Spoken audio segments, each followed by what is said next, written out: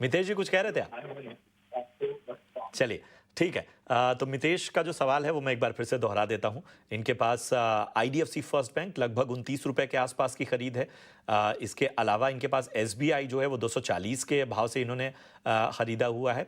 और इसके अलावा इनके पास रिलायंस का भी शेयर है, जो कि इन्होंने 485 के आसपास खरीदारी की हुई है। तो बताइए इन तीनों पर तपन क्या राय बन रही है? लंबा नजरिया इनका। जी प्रशांत जी, देखिए अगर आईडीएफसी फर्स्ट बैंक की बात करें ना, तो ये भी एक अंडर परफॉर्मर रहा है। काफ़ी उम्मीदें रहती है आईडीएफसी फर्स्ट बैंक के मैनेजमेंट से, उनका टॉप लेवल मैनेजमेंट है। काफ़ी आशाएं थी कि जिस तरह से उन्होंने गाइडेंस दिया था, बड़े गाइडेंस थे, और उसमें आप देखो maximum retail participation IDFC first bank में आया, लेकिन उस तरह से परफॉर्म नहीं किया है।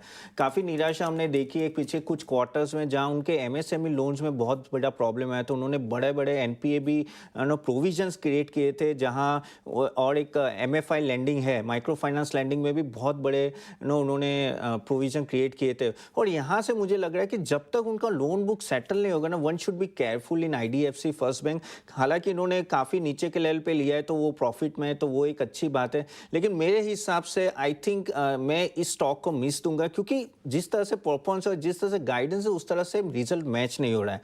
तो मेरे हिसाब से दूसरे मिड कैप बैंक की तरफ जा सकते हैं। करूर वैश्य बैंक है, फेडरल बैंक है, वहाँ आप ध्यान दे सकते हैं। दूसरा स्टॉक जो था एसबीआई, अगर जिस तरह से उन्होंने अभी 25,000 का क्यूआईपी का बहुत ही अच्छा रिस्पांस मिला है।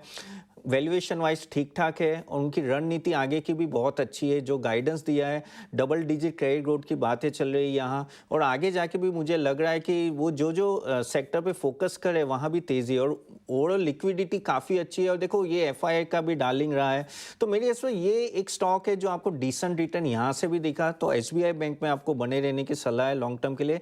और तीसरा रिलायंस, रिलायंस का रिजल्ट इतना ठीक नहीं था, इसलिए वो थोड़ा नीचे गया। लेकिन अगर आपको चार सेगमेंट की बात करें, एक है टेलीकॉम सेक्टर, जो टेलीकॉम सेगमेंट जो जियो है, बहुत ही उम्दा परफॉर्मेंस दे रहे हैं। अगर आप देखें तो उनका आरपू 2 से 8 के आसपास है, और यहाँ से भी उनका आरपू बढ़ने की गुंजाइश है, क्योंकि प्राइस हाइक होगा ये ईयर एंड तक। और कह सकते हैं कि रिलायंस में जो ग्रोथ इंजन होगा वो होगा ये अपना जियो। और बाकी जो बात करें कि ग्रीन एनर्जी, तो ग्रीन एनर्जी भी बहुत ही अच्छे अपडेट आए रिलायंस के, पॉजिटिव अपडेट है।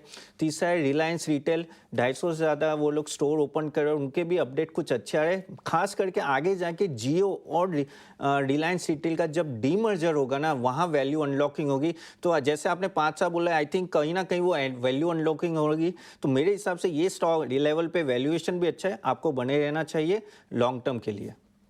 बिल्कुल। तो ये आपको विस्तृत नजरिया आपके तमाम स्टॉक पर मिलता हुआ तपन जी की तरफ से।